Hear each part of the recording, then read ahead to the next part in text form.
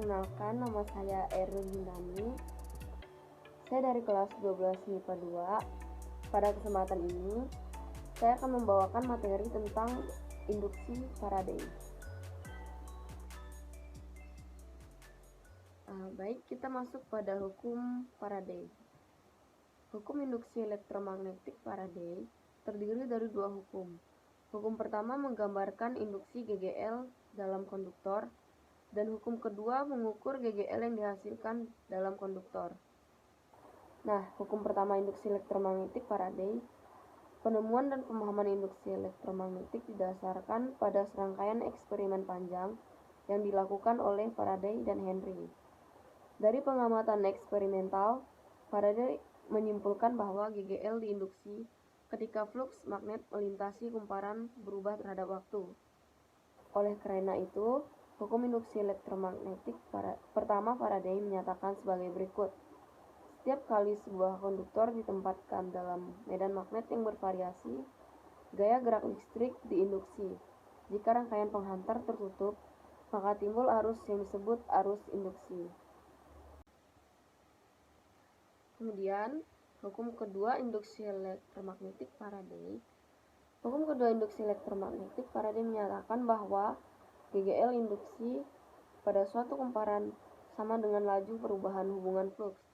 Hubungan fluks adalah hasil kali jumlah lilitan pada kumparan dan fluks yang berhubungan dengan kumparan. Rumus hukum Faraday diberikan di bawah ini. GGL induksi sama dengan negatif jumlah lilitan d flux per dt. Nah, jika perubahan fluks magnetiknya konstan terhadap waktu, persamaannya menjadi GGL induksi sama dengan negatif jumlah lilitan kumparan kali delta flux per delta T, yaitu laju perubahan flux magnet. Selanjutnya, kita masuk pada hukum Lenz. Hukum Lenz adalah hukum fisika yang menjelaskan tentang arah arus induksi. Dalam hukum ini, arah arus induksi selalu mempunyai arah tertentu. Arah arus induksi selalu menghindar dari medan magnet yang menimbulkannya. Hukum Lenz juga dapat dipandang dari sisi medan magnet. Nah, dapat dilihat pada gambar di bawah ini.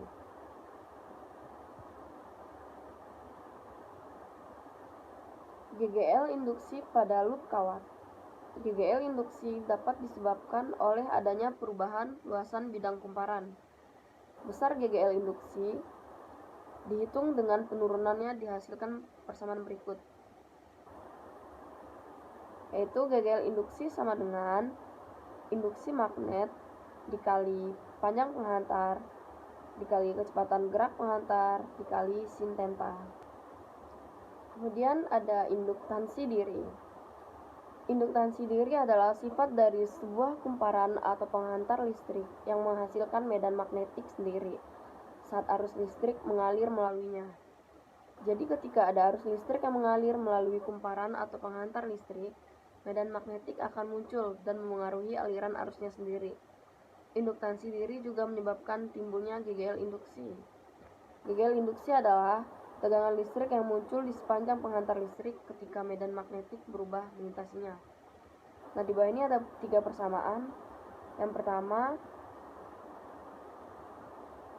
GGL induksi sama dengan negatif induktansi diri kalikan delta I per delta T, yaitu perubahan arus listrik per perubahan waktu. Kemudian yang kedua, induktansi diri sama dengan jumlah lilitan kali flux per kuat arus. Yang ketiga yaitu L sama dengan induktansi diri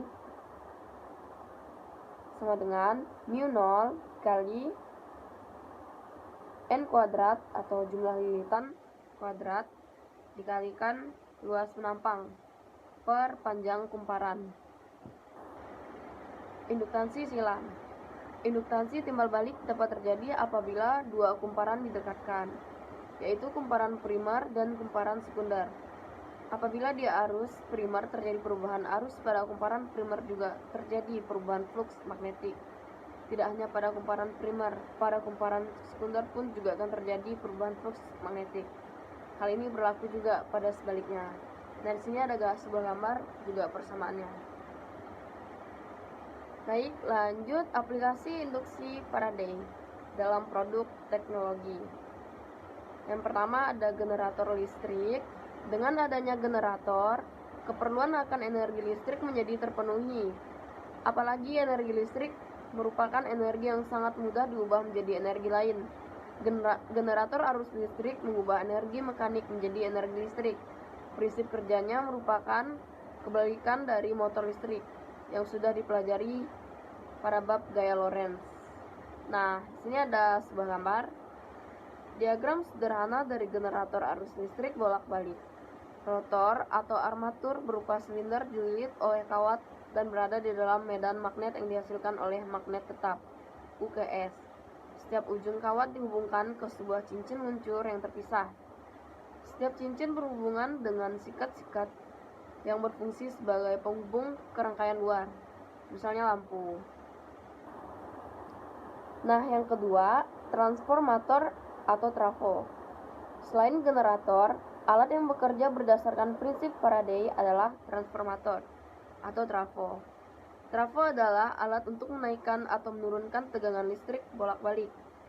Trafo banyak ditemukan pada peralatan elektrik dan elektronik seperti televisi, tape recorder, radio, adaptor, dan sistem transmisi tegangan listrik.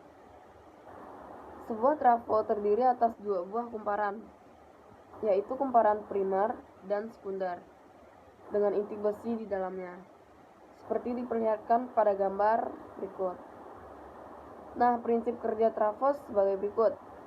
Ketika kumparan primer dihubungkan dengan sumber tegangan bolak-balik, arus listrik bolak-balik mengalir melalui kumparan primer. Oleh karena arus bolak-balik berubah secara sinusoida, fluks magnet yang dihasilkannya juga berubah secara sinusoida.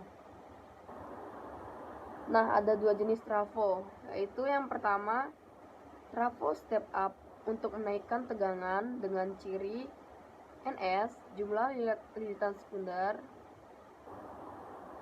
lebih dari Np, jumlah lilitan primer, dan Vs, tegangan pada kumparan sekunder lebih dari Vp, tegangan pada kumparan primer. Nah, yang kedua, trafo step down untuk menurunkan tegangan dengan ciri Ns, jumlah lilitan sekunder, kurang dari Np, jumlah lilitan primer, dan Vs, tegangan pada kumparan sekunder, kurang dari Vp, tegangan pada kumparan primer. Baik, di sini saya ada satu contoh soal, yaitu sebuah kumparan dengan jumlah lilitan 200 buah dialiri arus mengalami perubahan fluks magnetik dengan persamaan fluks sama dengan 20 cos 0,04 T. Tentukan GGL maksimum yang dihasilkan oleh kumparan tersebut. Yaitu diketahui N, jumlah lilitan sama dengan 200. Fluksnya sama dengan 20 cos 0,04 T. GGL induksi sama dengan negatif N, jumlah lilitan, D flux per dt. GGL induksi sama dengan negatif N, jumlah lilitan, D, 200 cos 0,04 T per dt. GGL induksi sama dengan N dikali 0,8 sin 0,04 T. Untuk GGL maksimum, nilai sin 0,04 T sama dengan 0. GGL induksi sama dengan N dikali 0,8. GGL induksi sama dengan 200 dikali 0,8. Jadi hasilnya GGL induksi sama dengan 160 volt. Jadi, GGL maksimum yang dihasilkan oleh kumparan tersebut adalah 160 volt. Baik, sekian materi dari saya. Terima kasih.